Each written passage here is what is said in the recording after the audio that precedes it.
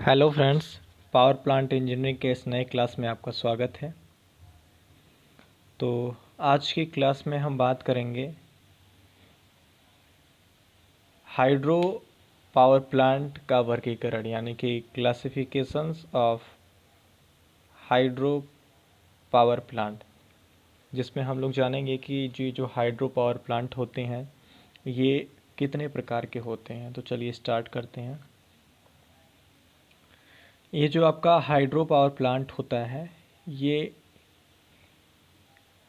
एक तरह से कहें तो 3 टाइप बेस्ड होते हैं, यानी कि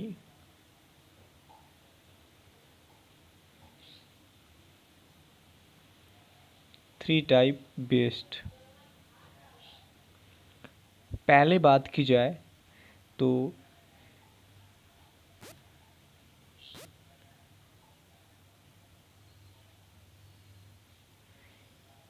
जल हेड की उपलब्धता के अनुसार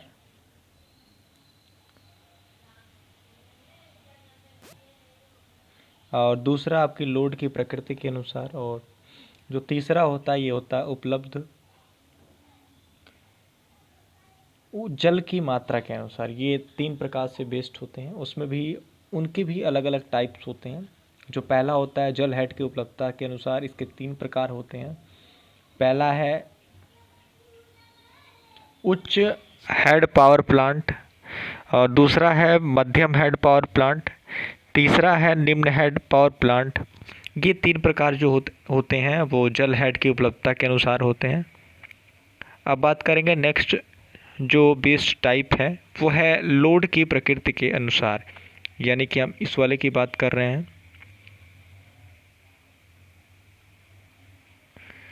पहला बेस लोड प्लांट, दूसरा है औसत या औसत लोड प्लांट। इसमें 2 टाइप्स के होते हैं। फिर आते हैं नेक्स्ट उपलब्ध जल की मात्रा के अनुसार।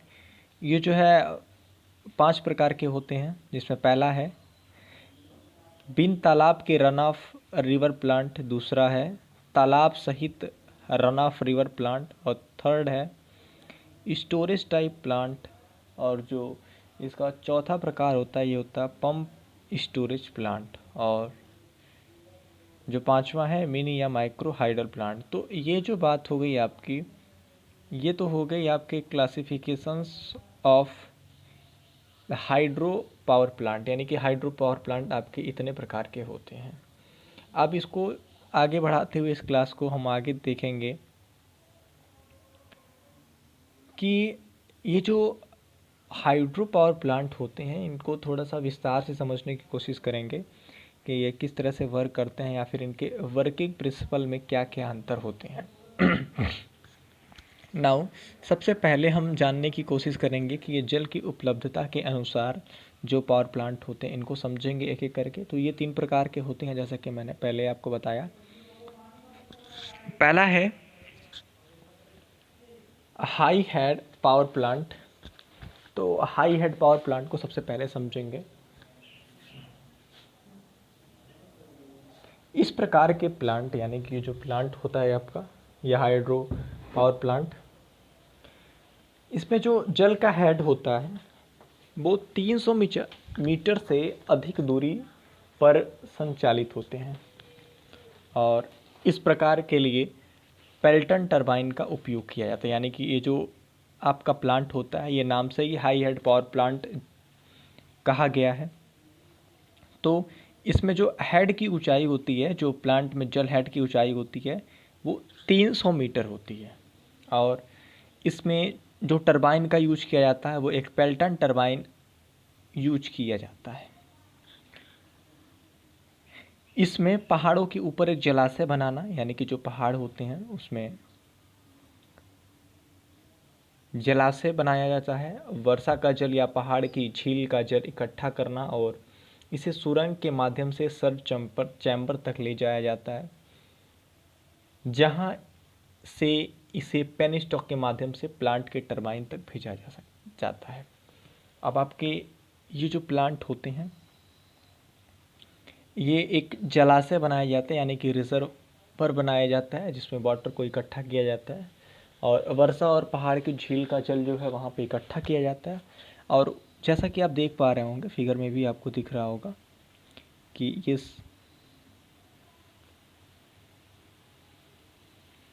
यहाँ पे पानी इकट्ठा किया गया और यहाँ पे आपका ये सर्ज टैंक है। ये जो है एक पाइप आपकी निकली हुई है, यहाँ पे मैं आपको हाईलाइट करके दिखाने की कोशिश कर रहा हूँ। यहाँ से क्या किया जाता है, एक सुरंग नुमा बनाया जाता है। ये क्या है, आप सुरंग है, ठीक है। इस सुरंग से आप इस पानी को क्या करेंगे, आगे की तरफ पास ऑन करते हैं और फिर उसके बाद ये जो आपका वाल्व है, उस वाल्व के द्वारा पानी पेनिस्टॉक के माध्यम से टरबाइन में प्रवेश करता है, ठीक है। यहाँ पे आपको टरबाइन दिख पा रहा होगा, ये आपको टरबाइन दिख रहा है। यहाँ पे आपका वॉल्व हाउस है और ऊपर में सर्ज चैम्बर लगा हुआ है। और जो सुरंग की बात की जा रही, जो मैंने हाईलाइट किया है इस फिगर में, वो आपका सुरंग है। और पेनिस्टॉक के बाद आपकी इसमें जो टरबाइन लगी हुई होगी वो कौन सी टरबाइन होगी, जैसा कि मैंने पहले आपको बताया कि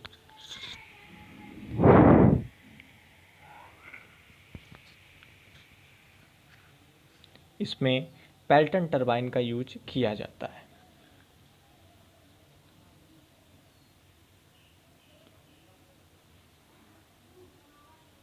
सुना। अब नेक्स्ट इसके टाइप्स पे आते हैं, जो कि है मध्यम हेड पावर प्लांट। यानी कि इसके पहले वाला जो आपका हाई हेड पावर प्लांट था, उसकी जो ऊंचाई थी वो 300 मीटर थी और इसकी ऊंचाई उससे थोड़ी सी कम होगी। ये नाम से ही पता चल रहा है कि हेड जो होगा वो थोड़ा सा पहले वाले की अपेक्षा थोड़ा कम होगा। तो ये जो आपका जेल हेड की अनुपलब्धता या उपलब्धता के अनुसार से जब इसको डिवाइड किया जाता है तो ये ध्यान में रखा जाता है कि जल का जो हेड होता है वो कितनी ऊंचाई पे स्थित है, ठीक है। तो हाई हेड पावर प्लांट में क्या होता है, जल का जो हेड होता है यानी कि जो ऊपरी सिरा होता है वो ज़्यादा ऊंचा होगा, तकरीबन 300 मीटर।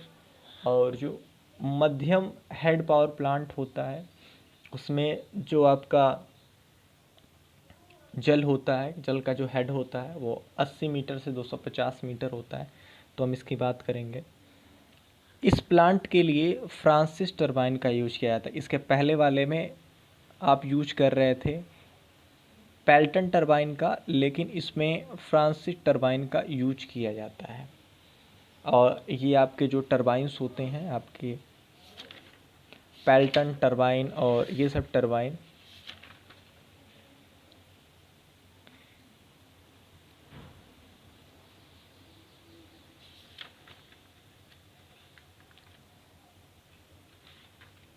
इनको मैं आगे की क्लासेस में बताऊंगा कि ये कैसे वर्क करते हैं और इनका क्या होता है सिस्टम। यह नदी के जल को डैम में पहुंचाकर इकट्ठा करता है, प्लांट को फिर पेनिस्टॉक के माध्यम से ले जाता है। यहाँ पे जो पानी होता है, जल को, ये नदी का जल होता है और उस नदी के जल को डैम तक पहुंचाकर इकट्ठा किया जाता है। आप लोग देख पा रहे होंगे कि ये आपका जलाशय है, यानी कि जो वाटर है, वाटर को किसी तरह नदी के थ्रू यहाँ पे लाया गया है और इस पानी को इकट्ठा करके ये आपको डैम दिख रहा है यहाँ पे। फिर इस डैम के द्वारा आगे आपका ये पेनिस्टॉक है, पेनिस्टॉक के माध्यम से पानी को आगे प्रवाहित किया जाता है और फिर टरबाइन में ले जाया जाता है। और ये जो आपकी टरबाइन होती है, ये फ्रांसिस टरबाइन इसमें होती है। तो ये तो बात हो गई आपकी मध्यम हेड की। अब आते हैं एक जो इसका थर्ड टाइप्स है, ये है आपका निम्न हेड पावर टरबाइन।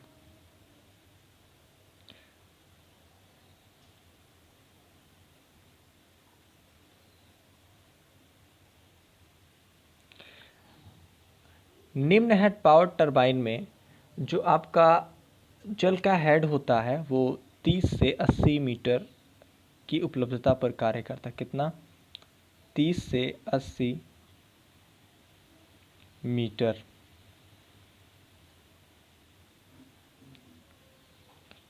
इसी उपलब्धता को क्या करता है, ये आपका कार्य करता है। यानी कि जो वाटर का हेड होता है ये इसकी ऊंचाई इतनी ही होती है। और इस प्लांट में आपका फ्रांसिस टरबाइन का उपयोग किया जाता है। किसका? फ्रांसिस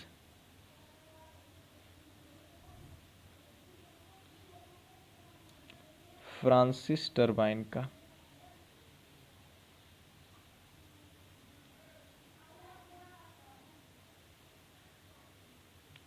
फ्रांसिस टरबाइन का प्रयोग किया जाता है। और अगर फ्रांसिस टरबाइन नहीं अवेलेबल हो पाती है तो वहाँ पे कपलान टरबाइन का भी यूज किया जाता है। यानी कि यहाँ पे कपलान का भी यूज किया जाता है। ठीक है, तो अगर फ्रांसिस टरबाइन या कपलान टरबाइन में से कोई एक टरबाइन को निम्न हेड पावर प्लांट के अंदर लगाया जा सकता है। और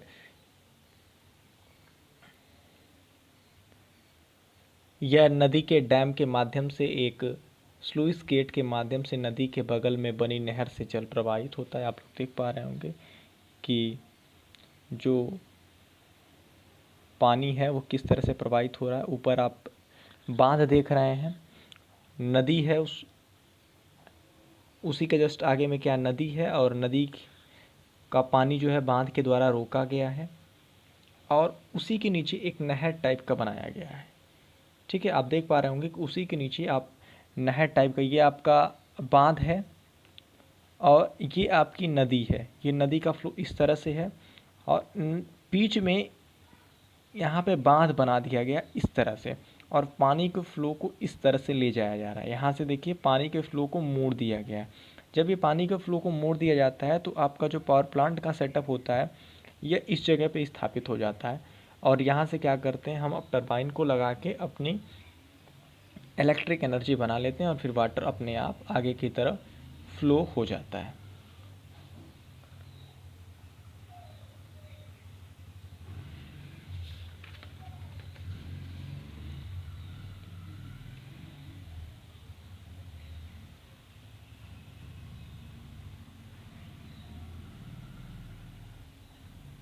अब ये तो बात हो गई आपकी जल हेड की उपलब्धता के अनुसार पावर प्लांट की।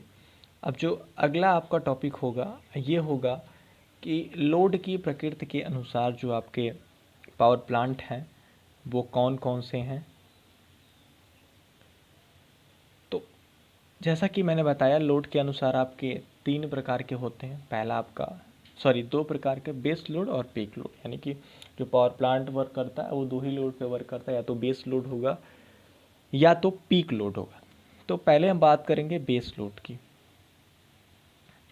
बेस लोड विकसित करने वाले पावर प्लांट जो कम या ज़्यादा स्थिर होते हैं उन्हें बेस लोड प्लांट के रूप में जाना जाता है। जनरेटिंग इकाइयाँ उनके परिचालन क्षमता के लगभग निरंतर लोड पर कार्य करती हैं, आमतौर पर उच्च होती हैं। बेस लोड प्लांट के उदाहरण अपवा नदी और स्टोरेज प्रकार के पावर प्लांट हैं। दूसरा आपका है पीक लोड प्लांट। एक दिन के कुछ घंटों के दौरान एकमात्र कार्य जब लोड औसत से अधिक होता है। यानी कि ये बात की जा रही है कि आपका जो नॉर्मल टाइम पे जो लोड होता है वो तो नॉर्मल होता है, लेकिन एक दिन में या फिर कभी ऐसा समय आता है कि लोड बढ़ जाता है। यानी कि जो एवरेज आपका लोड हर टाइम पे था उससे अधिक था। तो विभिन्न मौसमों के दौरान बेस लोड और पीक लोड को पूरा करने के लिए हाइडल प्लांट थर्मल स्टेशन के साथ मिलकर कार्य करते हैं। यानी कि जो आपके ये प्लांट होते हैं ये थर्मल पावर स्टेशन के साथ मिलकर कार्य करते हैं, यानी दोनों को अटैच कर दिया जाता है। तो ये आपका जो प्लांट होता है ये पीक लोड प्लांट के अंतर्गत आने लगता है। अब तीसरा जो आपका है ये जो पेस्ट प्लांट है ये है उपलब्ध जल मात्रा के अनुसार, यानी according to availability of head of water.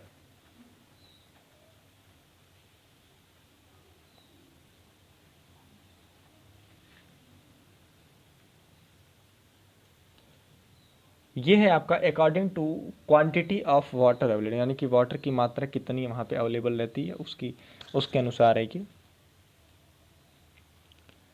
पहला है तालाब रहित रन ऑफ रिवर प्लांट। उत्पन्न पावर फ्लो की मात्रा पर निर्भर करती हैं ये। कभी कभी एक छोटे स्टोरेज जलाशय या तालाब का निर्माण किया जाता है जो प्लांट की जल को कुछ घंटों की आपूर्ति को कलेक्ट कर सकता है। जब नदी का प्रवाह प्लांट द्वारा आवश्यक मात्रा से अधिक हो जाता है तो ऐसी योजना को रन ऑफ रिवर प्लांट कहा जाता है, जिसमें प्लांट बनाने या कलेक्ट जल का उपयोग घंटों के दौरान हो सकता है जब नदी के प्रवाह में डिमांड अधिक हो। दूसरा है तालाब सहित रन ऑफ रिवर प्लांट। इस प्लांट में तालाब की महत्वपूर्ण भूमिका होती है, यानी तालाब का उपयोग लंबे समय तक जल इकट्ठा करने और एकत्र लोड के लिए किया जाता है। तालाब की क्षमता 24 घंटे निर्धारित की जाती है। इस प्लांट का उपयोग बेस या पीक लोड प्लांट के रूप में किया जाता है और इस प्लांट को जल की निरंतर आपूर्ति की आवश्यकता होती है। ये तो बात हो गई आपकी उपलब्ध जल मात्रा के अनुसार, यानी according to quantity of water available के। अब ये जो टाइप्स थे आपके हाइड्रो इलेक्ट्रिक पावर प्लांट के, या फिर ये भी कह सकते हैं कि हाइड्रो पावर प्लांट के ये प्रकार थे। अब हमारा जो अगला टॉपिक होगा ये होगा वर्षा का मापन, मेज़रमेंट ऑफ रेनफॉल। यानी कि जब आपकी बरसात होती है तो आपका ये हाइड्रो इलेक्ट्रिक पावर प्लांट होता है, ये टोटली वाटर पे ही वर्क करता है। तो बरसात से ही आपकी ये वाटर की जो आपूर्ति होती है वो पूरी हो पाती है, जिसकी वजह से वर्षा का मापन भी करना आवश्यक होता है। अब ये बरसात का जो मापन होता है ये किस तरह से और कैसे किया जाता है वो हम आगे पढ़ेंगे, और इनके लिए किसका इक्विपमेंट या फिर कौन सा इक्विपमेंट इस्तेमाल किया जाता है, या फिर जो डिफरेंट गेजेस होते हैं उनके बारे में पढ़ेंगे। तो ऊर्ध्वाधर गहराई के मापन द्वारा जल का मापन सेंटीमीटर या इंच में किया जाता है। यानी कि जो ये आपका बरसात का जो मापन, यानी कि वर्षा के द्वारा जो जल होता है उसका मापन जो किया जाता है वो सेंटीमीटर या इंच में किया जाता है, और ये ऊर्ध्वाधर गहराई में किया जाता है। अगर उदाहरण के लिए हम देखें तो 1 सेंटीमीटर या इंच वर्षा का जल 1 सेंटीमीटर सतह पर 1 सेंटीमीटर या 1 इंच ऊंचाई पर प्राप्त होने वाले जल की मात्रा। यानी अगर आप कहेंगे कि 1 सेंटीमीटर आपका वर्षा का जल है तो उसके लिए जो सरफेस है उस पर 1 सेंटीमीटर, और ऊंचाई जो है यानी कि ऊर्ध्वाधर ऊंचाई या गहराई की बात करें तो वो 1 सेंटीमीटर होना चाहिए, तब आप कहेंगे कि 1 सेंटीमीटर बरसात है। वर्षा गेज का उपयोग करके वर्षा का आकलन किया जाता है। बारिश का अनुमान लगाने के लिए मुख्य रूप से 2 प्रकार के वर्षा गेज का उपयोग किया जाता है। पहला नॉन रिकॉर्डिंग वर्षा गेज और दूसरा आपका होता है रिकॉर्डिंग वर्षा गेज। एक एक करके समझेंगे। पहले समझते हैं नॉन रिकॉर्डिंग वर्षा गेज।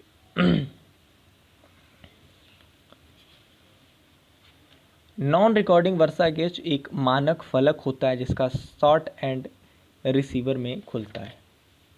रिसीवर का आकार इतना बड़ा है कि इसमें दिन की वर्षा का जल जमा किया जा सकता है।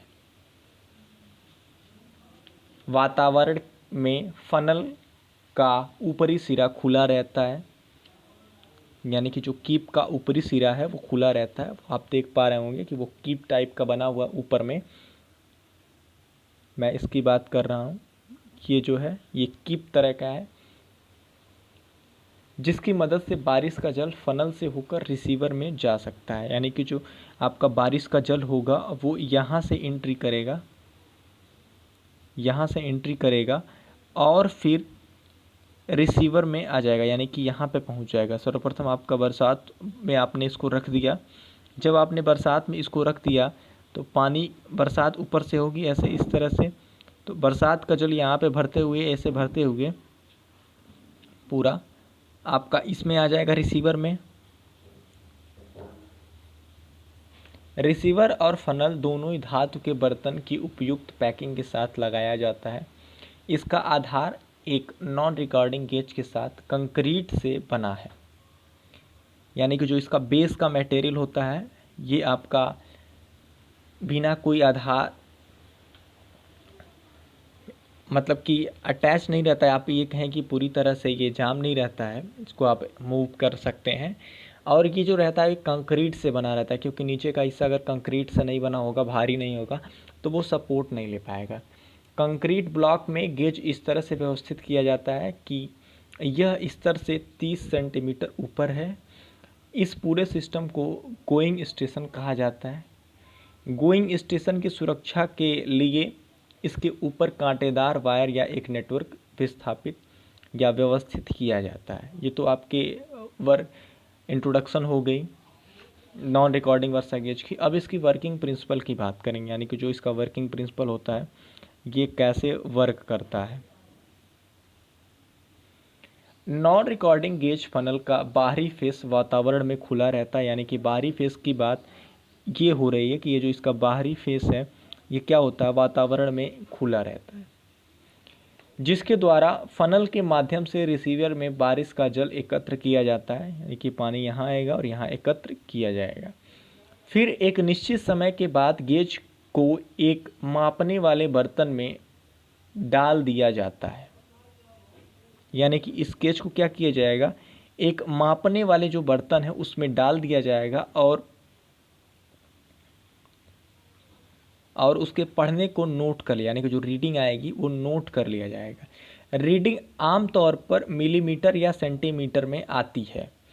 मापने वाला विज़ल जो होगा वो फनल फेस के क्षेत्र के अनुपात में गेज का जल मापता है और कुल क्षेत्रफल का पता लगाने के लिए पूरे क्षेत्र से गुणा कर देता है। तो इस तरह से आपका नॉन रिकॉर्डिंग वर्सा गेज जो है ये वर्क करता है। अब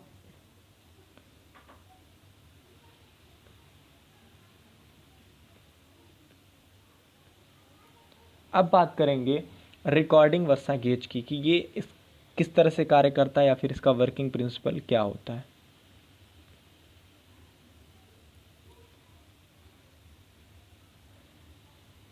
इस गेज में एक आयताकार बॉक्स होता है जिसमें शीर्ष सिरे पर एक फनल लगा होता है। ये आपका शीर्ष सिरा दिख रहा है जो कि फनल लगा हुआ है। फनल जो है एक मानक आकार का होता है। आप देख पा रहे होंगे कि वहाँ पे 127 mm यानी कि 127 mm लिखा हुआ है, वो भी क्या एक मानक आकार है। इस बॉक्स में एक फ्लोट समयबद्ध है। यह फ्लोट एक फ्लैट रोड की मदद से पिन पॉइंट से जुड़ा होता है। घूर्णन गति के साथ इलेक्ट्रिक मोटर द्वारा ड्रम प्रदान किया जाता है। घूमने वाला ड्रम 24 घंटे में एक चक्कर पूरा करता है। जब बारिश के मौसम में बारिश का जल एक आयताकार बॉक्स में इकट्ठा होता है तो बारिश का जल बॉक्स में इतना बढ़ जाता है कि फ्लोट भी ऊपर उठ जाता है। फ्लोट से जुड़ा पिन पॉइंट ग्राफ पेपर पर उठता है और वर्षा के जल को चिन्हित करता है। अब ये जो कीप का आपका पानी है, ये कीप का पानी जब ऊपर से नीचे की तरफ आएगा तो जाहिर सी बात है कि यहाँ पे आएगा ये, और जब यहाँ पे आएगा तो इस तरह से भरना शुरू हो जाएगा। जब इस तरह से निचली सिरा भरना चला जाएगा तो ये जो आपका कीप दिख रहा है ये कीप उठ के ऊपर की तरफ जाएगा। जब ये ये जो फ्लोट है, माफ़ कीजिएगा, नीचे वाले भाग को आप फ्लोट बोलते हैं। ये फ्लोट क्या होगा, ऊपर की तरफ बढ़ेगा और ये किसके माध्यम से बढ़ेगा, फ्लोट छड़ी यानी कि फ्लोट रॉड के माध्यम से ऊपर की तरफ बनेगा। और आप ऊपर पे देख पा रहे होंगे कि ऊपर एक ड्रम पर ग्राफ पेपर होता है, यानी कि जो ड्रम होता है वो 24 घंटे में एक चक्कर पूरा करता है। और उसी पे क्या होता है, आपका ग्राफ पेपर लगा होता है। तो ग्राफ पेपर आपका रोटरी मोशन करता है क्योंकि वो घूमता है, जब वो घूमेगा तो जाहिर सी बात है वो चक्कर ही लगा रहा होगा। तो जब ये फ्लोट ऊपर की तरफ उड़ता है तो इस पॉइंट पे यहाँ पे क्या होता है, पेन होता है, ठीक है। और ये पेन क्या करता है, जिस तरह से वो ऊपर उठता है उसी तरफ से क्या करता है, वो एक ग्राफ बना देता है, ठीक है। मान लिया कि ये आपका पेपर है इस तरह का, और ये कुछ ग्राफ जब इस तरह से घूमेगा, इस तरह से बढ़ेगा, तो इस तरह से कुछ अगर ग्राफ बना देगा, ठीक है। ये क्या करेगा, ये वाटर को लेवल को ही तो प्रदर्शित करेगा कि यहाँ पे कम था, यहाँ से ऐसे ऐसे बढ़ते हुए चला गया, यानी कि वाटर का लेवल ऐसे धीरे धीरे धीरे धीरे बढ़ता चला गया, ठीक है। तो ये इसी पे काम करता है, इसी प्रिंसिपल पे काम करता है।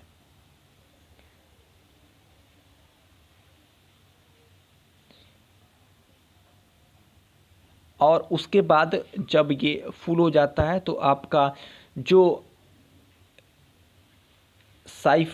जल बॉक्स होता है वो ए पॉइंट यानी कि जो साइफन लगा हुआ है उसके पास पानी पहुंच जाता है और साइफन अपना कार्य स्टार्ट कर देता है। कुछ साइफन का काम होता है, ये भी अपना काम स्टार्ट कर देता है और बॉक्स में जल प्रवाहित होता है।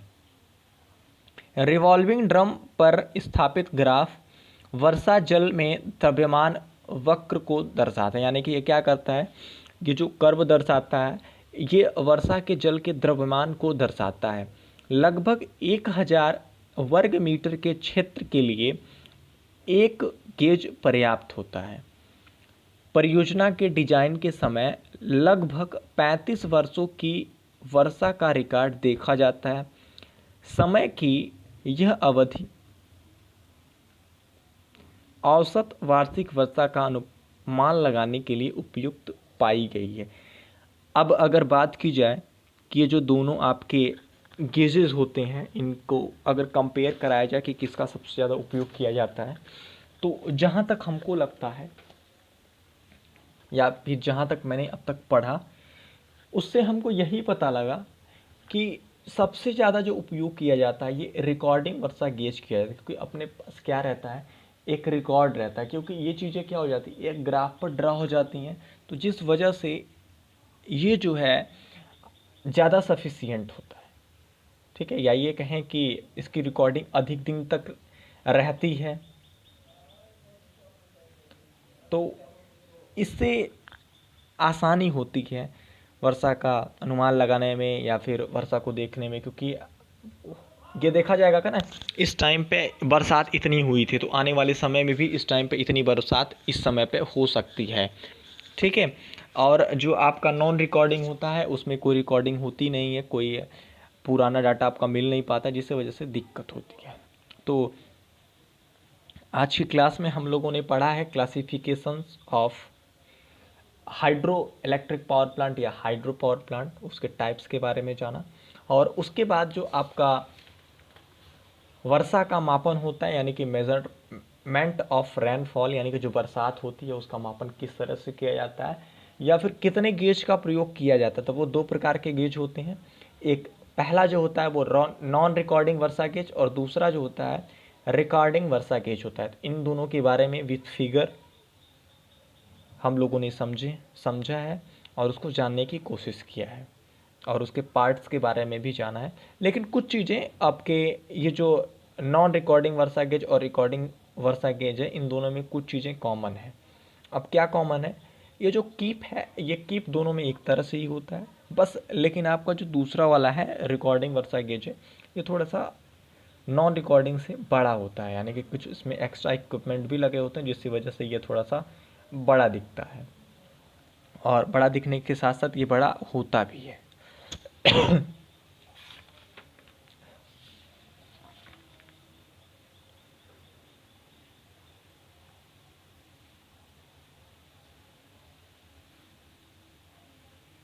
इसी के साथ आज की क्लास को समाप्त करते हैं।